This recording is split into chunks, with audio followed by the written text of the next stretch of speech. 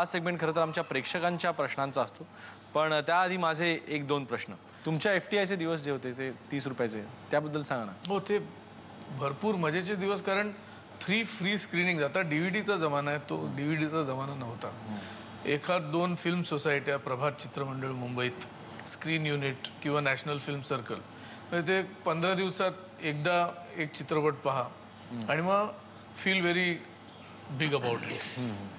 तर त्याऐवजी एका अशा इन्स्टिट्यूशनमध्ये जाऊन, इन्स्टिट्यूशन म्हणतोय कारण खरंच वेडा झालेलो मी, बसणं आणि तारकावस्की तर तारकावस्की, म्हणजे स्टॉल्कर एकदा पाहिला आणि मग त्याचं भांडवल करणं एक वेगळी गोष्ट, आणि 40 वेळा पाहून त्याबद्दल समजणं आणि त्याची प्रोसेस समजणं ही वेगळी गोष्ट. आणि काय तो प्रभात स्टुडिओ, तो राव तिकडे संत तुकाराम झालेत.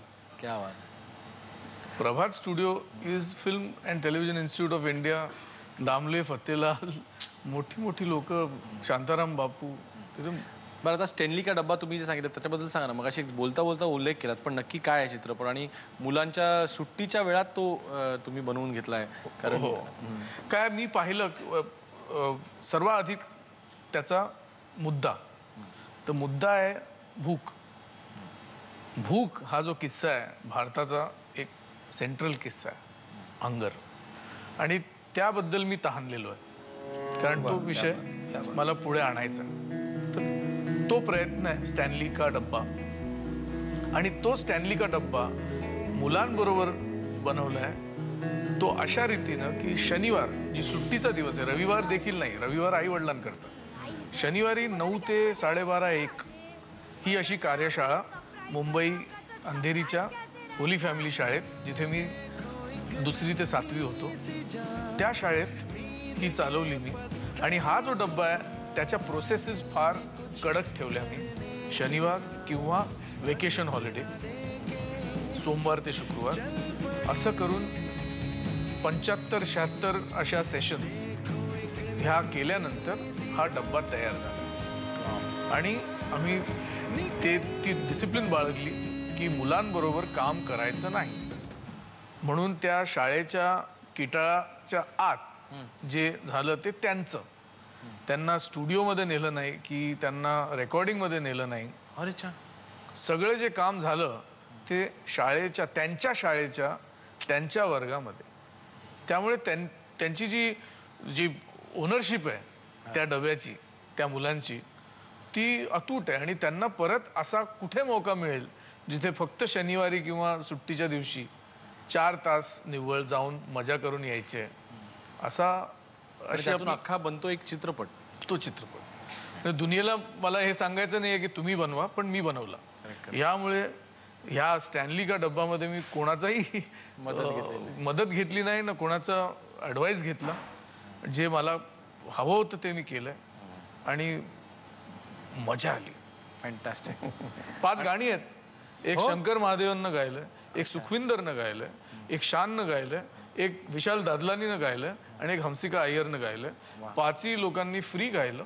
क्या बात. आले, मी म्हणाल बाबा काय तुला नाही, वी आर विथ यू. आता वेळ झालेली आहे ती लोकांच्या प्रश्नांची. अनिल अवचटजी नमस्कार. मुक्तांगणमध्ये निर्व्यसनी झालेले जे आहेत त्यांच्यातील हृदयस्पर्शी अनुभव कळता, तुमचा अनुभव. असा एखादा माणूस एका अतिशय पराकोटीच्या अवस्थेला जातो आणि तो नंतर बरा होतो, हा हृदयस्पर्शी प्रत्येक पेशंट किंवा प्रत्येक पेशंट मित्र आमचा हृदयस्पर्शी अनुभवत असतो. पण असे काही तुम्हाला एखादं सांगता येईल की आमचा एक दत्ता श्रीखंडे म्हणून आहे मुलगा, तो अंबरनाथला होता आणि तो त्या सगळ्या ड्रगच्या ह्याच्यामध्ये लागला आणि मग पैसे पुरेनात, मग त्या पिक पॉकेटर्सनी त्याला घेतलं त्यांच्या गटामध्ये आणि मग तो पिक पॉकेटिंग करायला लागला, मग स्वतःच करायला लागला. आणि मग प्रत्येक जेलची वारी, त्या फोटो लागतात ना आपल्या बसमध्ये याच्यामध्ये, तसे त्याचे फोटो लागले होते. आणि इतक्या वाईट अवस्थेला इतका रसा तळाला की महाराष्ट्रातले कुठले जेल राहिलेलेच नव्हते असे. आणि मग त्याला मुक्तांगणची माहिती कळली. जेलमधनं त्यांनी पत्र लिहिलं, तेव्हा सुनंदा होती, तिने सांगितले की तुझी शिक्षा संपल्या इथे ये. आणि तो आमच्याकडे आला, बरा झाला. मग अंबरनाथला परत गेला तर पोलिसांनी लगेच स्टेशनवर हटकलं, काय रे काम नाही का करत? मग तो म्हणतो नाही, मी तर सोडलं माझं असं. तो म्हणलं तू सोडलं, मग आमचं काय? हा. आणि म्हणजे ते त्याला ढकलतच होते. त्यांनी मग सुनंदाचं पत्र बित्र म्हणून सुटका करून घेतली. सुनंदा म्हणली तिकडे जाऊच नकोस, तू आता इथेच राहा. आणि मग तो मुक्तांगणमध्ये राहून मुक्तांगणचं काम करायला लागला. तो आता म्हणजे इतक्या शिक्षा भोगलेला असला तरी सर्वात प्रामाणिक कोण एक तो मी आमचा दत्ताचं नाव सांगेन. हा, मग त्याचं मग आम्ही जागा त्याला म्हटलं की आता तू बाहेर जागा बघ, आता 5-6 वर्ष झाली तुला. तर मग जागा बघितली आणि मग त्याला लग्न त्याचं करायचं म्हटलं तर आम्ही एका अनाथ आश्रमातली एक मुलगी जिला कोणी नव्हतं त्यांचं लग्न लावलं. ते आम्ही मुक्तांगणमध्येच लावलं. मुक्तांगणमध्ये आमचे एक पेशंट आहेत जे बरे झालेले, ते भटजी आहेत, मोठं पोटबीट आहेत, ते लग्न लावायला आले खास मुंबईहून. आणि फ्लॉरिस्ट एक जण डेकोरेशन केलं. असं सगळं महोत्सव होता. अशी कितीतरी लग्न मुक्तांगणमध्ये लागलीत. तशी त्याची लागली. त्याला मुलं झाली 2. त्या दोन्हींचं आम्ही पाळणा त्याचा सध्या सजवून बारशी केली होती त्याची. तर असा तो दत्ता. अशी कितीतरी आहे दत्ता आणि कितीतरी माणसांचा पूर्ण कायापालट झालेला आहे. बायकांना मिळणारा रिलीफ हा तर आणखीन विशेष आहे. म्हणजे आमच्या एक सकाळीच मुलगी आली आहे अशी आणि फुल घेऊन आली. असा तिचा नवरा आमच्याकडे बरा होऊन काहीच दिवस झालेले. तर मी म्हणलं काय ग? ती म्हणली का मला वाटलं मला फुल आणलं तिने. ती म्हणली नाही नाही, माझा काल वाढदिवस होता आणि मग मला नवऱ्याने फुल दिलं. मी म्हणलं हो का? तरी आश्चर्य वाटलं. ती म्हणली लग्नाला 15 वर्ष झाली, पहिल्यांदाच हे घडलंय. म्हणजे हे बरं होणं म्हणजे काय असतं. बरं झाल्यानंतर त्या माणसाने असं ते लक्षात ठेवला वाढदिवस, 1-2 रुपयाचं फूल आणलं आणि दिलं. ती बाई मोहरून गेली होती नखशिकांत की अरे क्या बात आहे. इतका संबंध कायापालट होताना पाहतो. आणि ही जी आमची मुलं आहेत ना, जेव्हा बरी होतात 5 आठवडे असतात, तर पहिल्या आठवड्यामध्ये जी 2 दिवस त्यांना खूप शारीरिक त्रास होतो, उलट्या जुलाबपासून तर अगदी फिट येण्यापर्यंत सगळे. त्यावेळेला उरलेली सगळी मुलं 3ऱ्या 4थ्या 5व्या आठवड्यातली मदत करतात. रात्रंदिवस तिथे बसून ड्युट्या करतात. कपडे खराब केले तर ते कपडे घेऊन जातात, धुतात. कोणी वाळत घालतोय, कोणी नवीन चढवतोय. ते म्हणतात आमच्या घरच्यांनी सुद्धा आमची कधीशी एवढी सेवा केली नव्हती. ते जाताना त्यांना असं जावत नाही इतकं ते त्यांना त्यांचं घर वाटत असतं. म्हणून हे का अनोळखी लोकांची सेवा, हे म्हणजे केवढी ही मोठी सेवा आहे.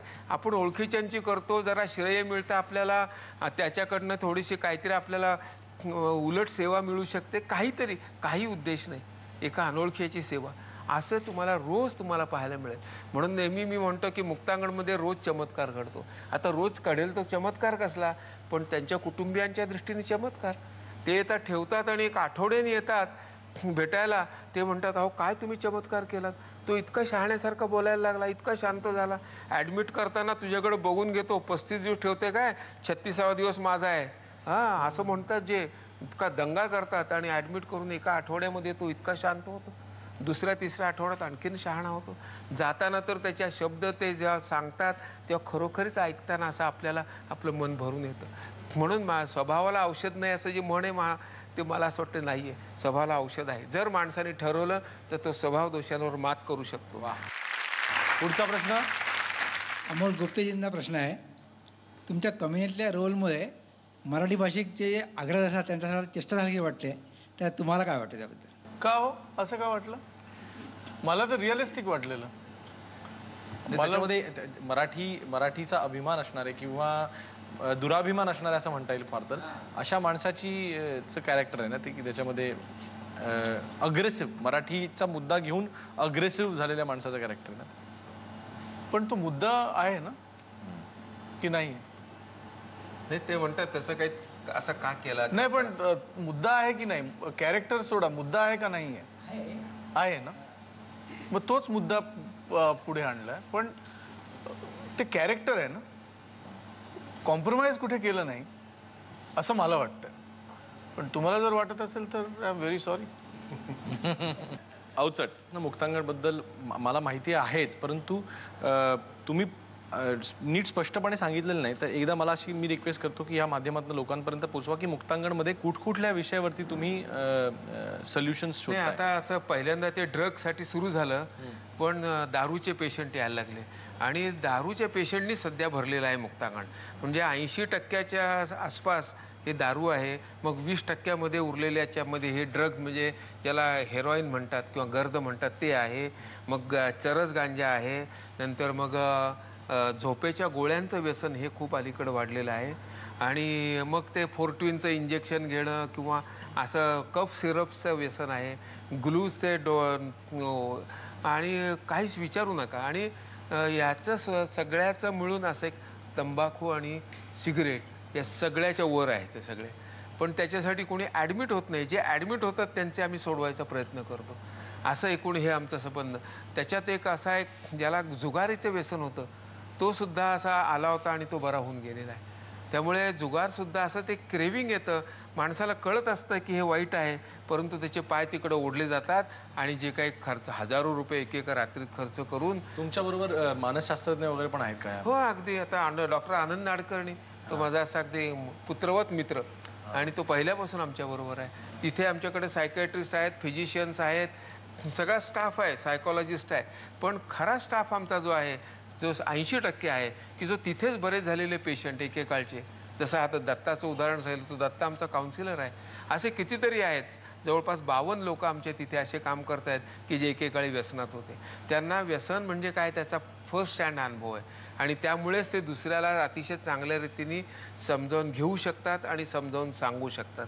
त्यामुळे हा एक मुक्तांगणचं हे बळ आहे असं मला वाटतं.